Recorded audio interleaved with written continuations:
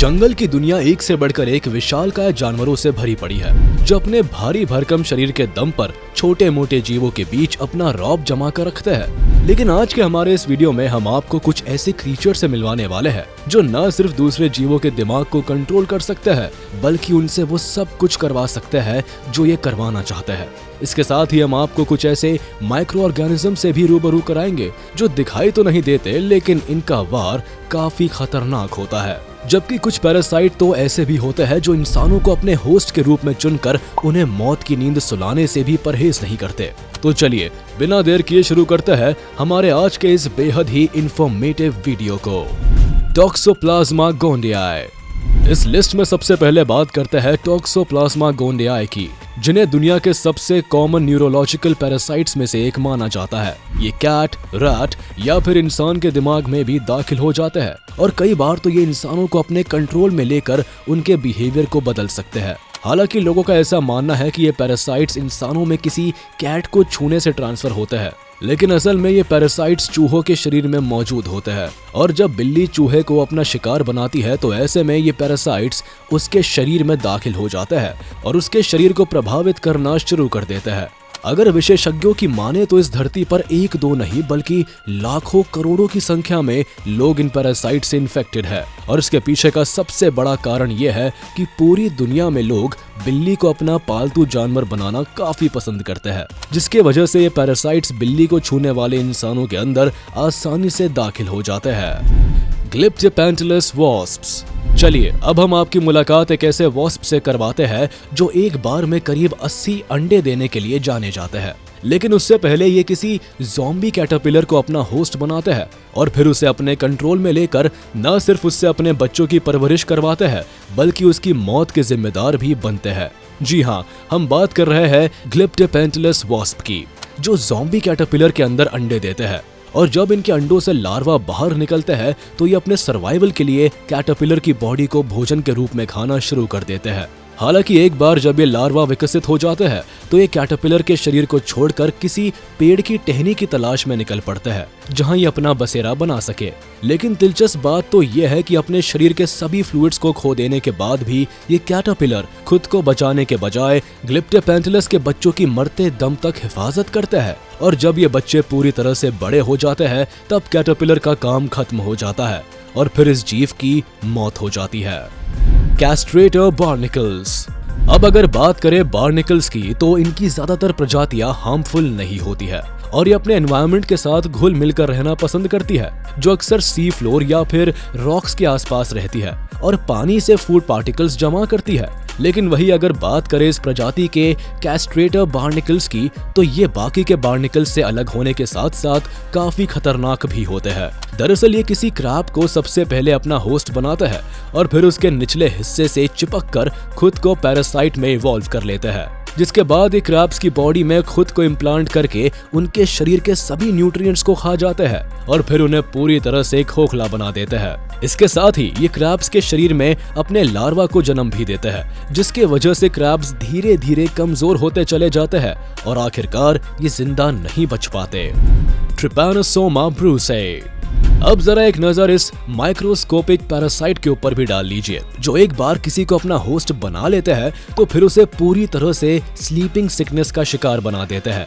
दरअसल ट्रिपैनोसोमा ब्रूसेई नाम का ये पैरासाइट आमतौर पर इंसानों को अपना टारगेट बनाता है और इसका कहर ज्यादातर सब सहारन अफ्रीकन रीजन के साथ साथ सेंट्रल और वेस्टर्न अफ्रीका में भी देखने को मिलता है, जहां ये किसी सीसी फ्लाई की मदद से इंसान की बॉडी में दाखिल हो जाता है और फिर काफी तेजी से अपना असर दिखाना शुरू कर देता है। इस पैरासाइट से इन्फेक्टेड होने पर इंसान की बॉडी में खुजली होने के साथ साथ सर्दी, खांसी और बुखार जैसे लक्षण भी दिखाई देने पड़ते हैं। इसके साथ ही ये पैरासाइट अपने होस्ट को मानसिक रूप से भी काफी हद तक प्रभावित कर देते हैं। ज़ॉम्बी एंट फंगस।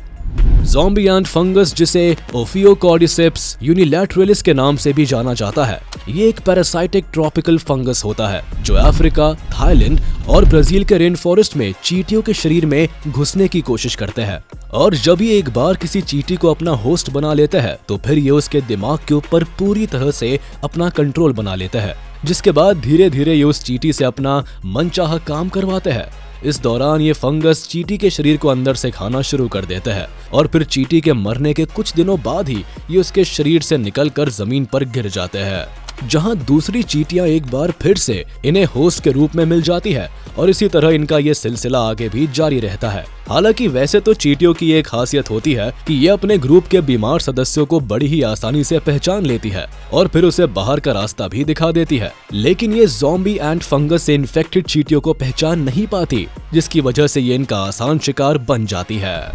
टंग ईटिंग लाउस। आमतौर पर सैमोथोआ एक्जिगुआ के नाम से भी अपनी पहचान रखने वाला टंग ईटिंग लाउस एक ऐसा पैरासाइट है जो मछलियों के मुंह में रहने के लिए जाना जाता है। दरअसल ये पैरासाइट मछली के गिल से उसके बॉडी में एंटर करता है और फिर धीरे धीरे उसकी जीभ को खाना शुरू कर देता है। मछली की जीभ को पूरी तरह से खाने के बाद ये खुद को उसके जीभ के रूप में इस्तेमाल करना शुरू कर देता है और इसके जरिए ही अपना भोजन खाता है। ऐसे में ये कहना शायद गलत नहीं होगा कि ये इस दुनिया का एकमात्र ऐसा पैरासाइट है जो अपने होस्ट के ऑर्गन को खाकर खुद उसकी जगह ले लेता है। हालांकि मछली की बॉडी में जब एक से अधिक टंग ईटिंग लाउस दाखिल हो जाते हैं तो इनमें से एक फीमेल में बदल जाता है, जबकि बाकी के सारे मेल ही रहते हैं। ऐसे में एक तरफ जहां सारे मेल पैरासाइट्स मछली के बॉडी से खून चूसने का काम करते हैं, तो वहीं दूसरी ओर फीमेल पैरासाइट्स उसकी जीभ के रूप में लगातार ग्रो करती रहती है और फिर एक बार मछली के बॉडी के अंदर अंडे देने के बाद ये फीमेल पैरासाइट मछली की जीभ से अलग हो जाती है और उसे मरने के लिए उसके हाल पर छोड़ देती है। Acacia trees. इस वीडियो में अभी तक हम आपको कई ऐसे जीवों के बारे में बता चुके हैं जो दूसरे क्रीचर्स के ऊपर अपना कंट्रोल करने के साथ साथ इंसानों को भी नुकसान पहुंचाने की ताकत रखते हैं, लेकिन अब हम आपको एक ऐसे पेड़ से रूबरू कराने वाले हैं जो चींटी के ऊपर सिर्फ अपना कंट्रोल ही नहीं बनाते बल्कि उनसे अपना मनचाहा काम भी करवाते हैं। हम बात कर रहे हैं एकेशिया ट्री की। अब दरअसल इस पेड़ की लकड़ियां दीमक का काम तमाम करने के लिए अपने अंदर से एक मीठा लिक्विड बाहर निकालना शुरू कर देते हैं। ऐसे में इस लिक्विड को सूंघकर चींटियां वहां जा पहुंचती है और फिर इस लिक्विड के साथ साथ दीमक को भी खाना शुरू कर देती है, जिसके वजह से इन पेड़ों को दीमक से छुटकारा मिल जाता है। Joule wasps. दोस्तों, इस धरती पर कॉकरोच एक ऐसा जीव है जिसे शायद ही कोई इंसान पसंद करता होगा, क्योंकि इन्हें देखने मात्र से ही कई लोगों की चीख निकल जाती है। लेकिन इसके बावजूद भी जूल वॉस्प नाम की एक ऐसी जीव भी है जो इन कॉकरोच को काफी पसंद करती है, क्योंकि ये इन कॉकरोच के ऊपर न सिर्फ अपना कंट्रोल बनाती है बल्कि इनसे अपने बच्चों की परवरिश भी कराती है।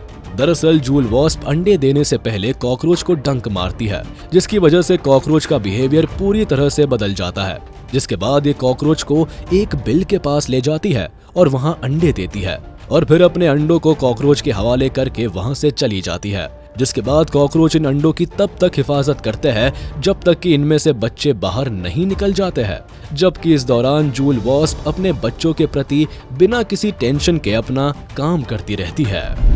Brain eating amoeba. वीडियो के अंत में चलिए अब बात करते हैं ब्रेन ईटिंग अमीबा की, जिसे नेग्लेरिया फाउलेरी के नाम से भी जाना जाता है और इनका ज्यादातर अटैक इंसानों के ऊपर ही देखने को मिलता है। दरअसल अमीबा की ये स्पीशीज ह्यूमन ब्रेन टिश्यू के खास शौकीन होते हैं और ये अक्सर इंसानों की बॉडी में दाखिल होने के लिए अपना रास्ता ढूंढ ही लेते हैं। अगर ये पैरासाइट एक बार किसी इंसान की बॉडी में घुस जाते हैं तो फिर ये कुछ भी कर सकते हैं। ऐसे में इंसान के सेंट्रल नर्वस सिस्टम की ओर बढ़ते हैं और फिर दिमाग पर अटैक करना शुरू कर देते हैं। इस बीमारी के प्राइमरी सिम्टम्स सर्दी, सिर दर्द, उल्टी और बुखार होते हैं। हालांकि ये सिम्टम्स इस बीमारी के पहले स्टेज होते हैं, जबकि दूसरा स्टेज और भी खतरनाक होता है, जिसमें इस बीमारी से इन्फेक्टेड इंसान की गर्दन अकड़ जाती है और फिर उसकी मानसिक हालत खराब हो जाती है। इसके साथ ही कई ऐसे मामले भी देखने को मिलते हैं जब इस बीमारी से इन्फेक्टेड होने के बाद कुछ ही दिनों के अंदर उस इंसान की मौत भी हो जाती है। तो चलिए दोस्तों, आज का ये वीडियो यही खत्म होता है। उम्मीद है आपको ये वीडियो जरूर पसंद आया होगा। आपको ये वीडियो कैसा लगा हमें कमेंट करके जरूर बताएं। और हाँ, आप इस वीडियो को अपने दोस्तों के साथ शेयर करना बिल्कुल भी ना भूलें। साथ ही इस वीडियो को लाइक कर दे और अगर आपने अभी तक हमारे चैनल को सब्सक्राइब नहीं किया है तो तुरंत कर दे। इसके साथ ही बेल आइकन को भी प्रेस करना ना भूलें ताकि हमारे लेटेस्ट वीडियो की नोटिफिकेशंस आप तक तुरंत पहुंच जाए।